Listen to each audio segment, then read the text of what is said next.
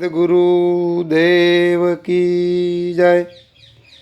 सत्य सनातन धर्म की जय। तो मारा वाला भाविक भक्तों ने समरदासना अंतरना ઊંડાણથી હરદમ શ્વાસે શ્વાસે જય ગુરુ મહારાજ। આજે આપણે મોડા ભક્તિસાગર આશ્રમના મહંત શ્રી સુખદેવરામ બાપુની એક વાણી છે, એનો થોડો ખુલાસો કરું છું। કોઈ ભૂલો તમને ક્ષમા કરજો, માફ કરજો। અને ભજનની ટેક છે, ગુરુજીના નામની માળા છે મનમાં। હવે માળા તો મન કી ભલી, મનની માળા સુખદેવરામ બાપુએ એમના સુંદર શબ્દો રજૂ કર્યા છે। શબ્દોનો હું થોડો ખુલાસો કરું મારી મતિ પ્રમાણે।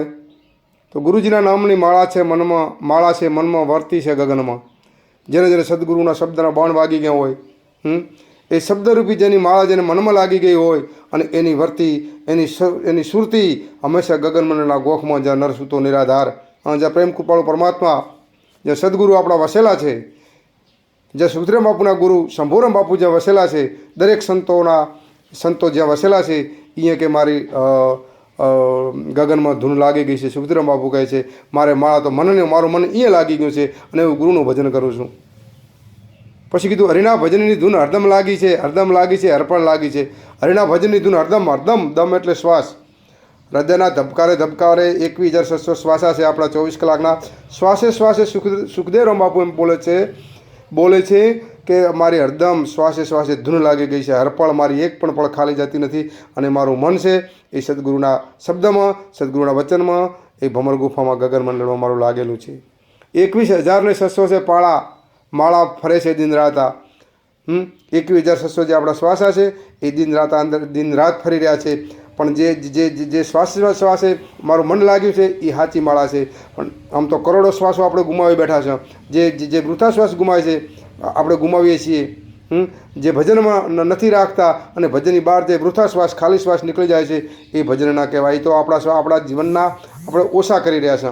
પણ હરદમ જેનો 21,600 શ્વાસે શ્વાસે જેની ધૂન લાગી છે, સુખદેવરામ બાપુ કહે છે કે મારે દિવસને રાત જે ધણીની ધૂન મારે ચાલુ છે, ગગન મંડળમાં મારી સુરતા લાગેલી છે। માળા વિના મારો સુર નહીં ખાલી, સુરતા શબ્દનો છે સાથ। માળા વિનાનો સુર એક પણ શ્વાસ, આ સુર એટલે અવાજ થાય। આ સુર કયો, એનો થોડો ખુલાસો કરી દઉં તો આ સુર છે બોલો છો છતાં બોલવામાં આવતો નથી, એને સંત બોલે ને સંત વખાણે, એ સુરની વાત સુખદેવરામ બાપુએ કીધી છે। માળા વિના મારો સુર નહીં ખાલી, સુરતા શબ્દને છે સાથ।